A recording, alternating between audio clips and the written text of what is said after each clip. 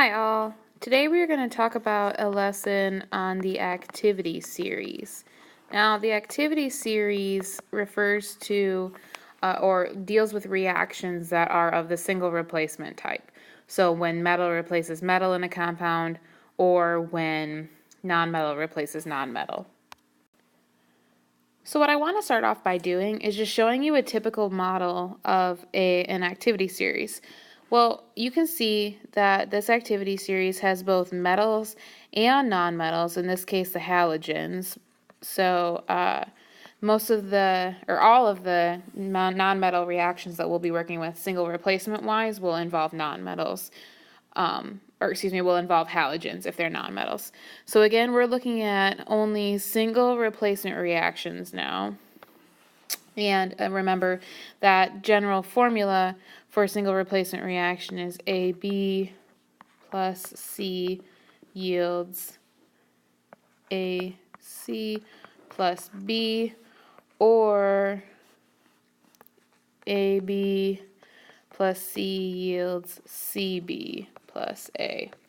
So again, just depending on if you have a metal or a nonmetal doing the replacing. So in this case, in case number 1 here, we would have a nonmetal replacing a nonmetal. And we know it's a nonmetal because this B is the second element in the compound, and the second element is always a nonmetal. So C replacing B is nonmetal replaces nonmetal. So nonmetal replaces nonmetal, and then this reaction down here is the general reaction when a metal replaces a metal. So again, you know it's replacing the metal because A is the first element in the compound, which is always a metal. So the question is now, what is this used for? So the activity series is used to predict whether or not certain reactions will occur. So how do we know how it can be used? Well, let me give you a simple example here. So let's start off with, let's say, iron 2 oxide reacts with calcium, and we want to know if that reaction occurs. Well, if it did occur, we would write the products as being CaO plus Fe, because the calcium would have to come in and replace iron because it's a metal. Now, the question is, all right, is this reaction actually going to occur? And the way that you determine that is by identifying the element doing the replacing and the element being replaced. So in this case, calcium, we're going to find where calcium is. Calcium is right here on the activity series. Iron, on the other hand, is down here. And I just tried to write in white. Iron is down here.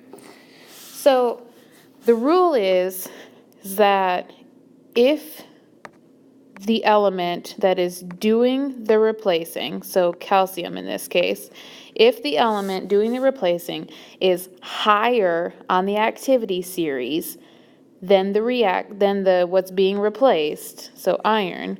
So if calcium is higher than iron on the activity series, the reaction will indeed occur.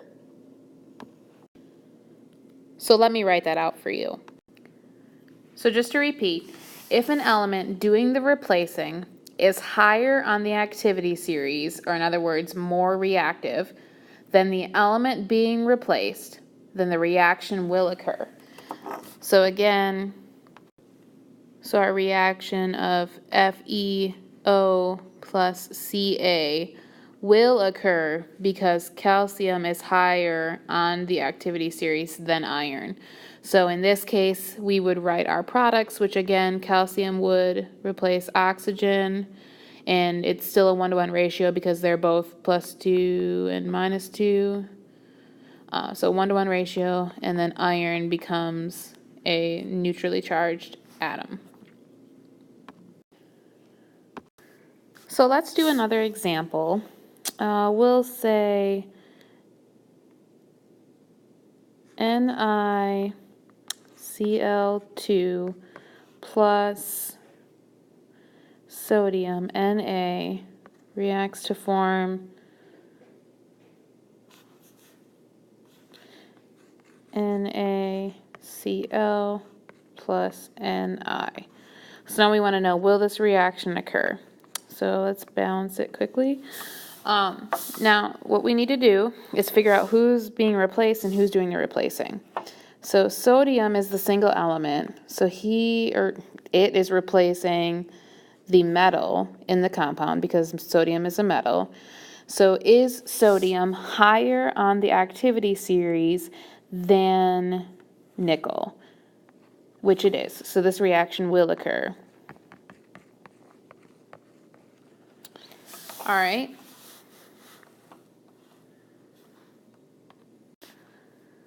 Now let's do a reaction that involves the nonmetals or the halogens.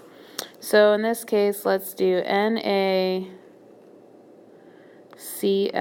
plus F2 yields NaF plus Cl2. Will this reaction occur? So again, it's the same thing, we just use a different part of the activity series. Now we're working down here. So we look at fluorine, it's the single element. Even though there's two of them, it's still only one element, just atoms of the same type of element. So fluorine is going to come and replace chlorine because chlorine is the nonmetal and fluorine is a nonmetal.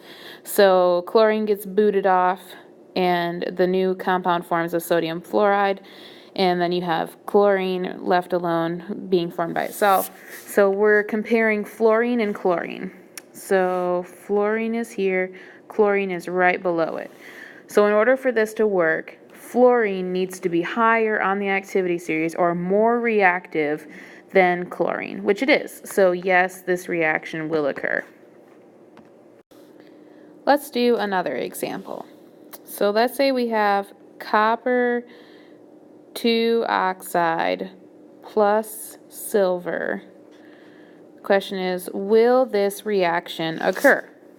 So we are comparing silver to copper, and silver has to be higher because it's doing the replacing. So silver is silver higher than copper on the activity series. Well, the answer is no. So this reaction will not occur. And the way we describe that or dictate that using chemical reactions is we simply put an NR, and NR stands for no reaction. So instead of writing out the products that don't actually exist, we just write no reaction. So let's do some example problems. So now let me ask you, will the following reactions occur? Reaction occur. So in number 1, we are comparing lithium to calcium. So is lithium higher on the activity series, or is it more reactive than calcium? So yes, this reaction will occur, and if it does occur, we want to write its products.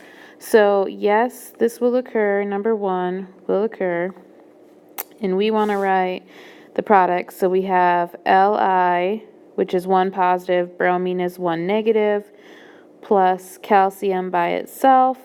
So now we need to balance the equation, and there you go. Number 2, sodium oxide plus copper metal. So now we're comparing copper with sodium. So is copper higher on the activity series than sodium? The answer is no. So this would be a no reaction. No, it will not occur. Number 3 involves our halogens. So looking at this example, aluminum fluoride plus chlorine gas yields what? Will this reaction occur? So we're comparing chlorine to fluorine.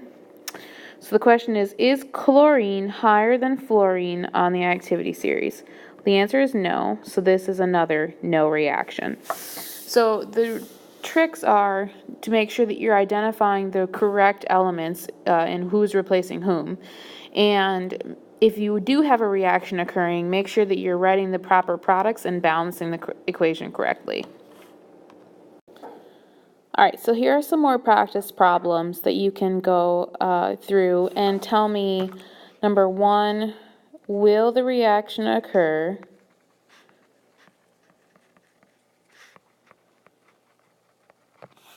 If yes, write the products and balance the equation.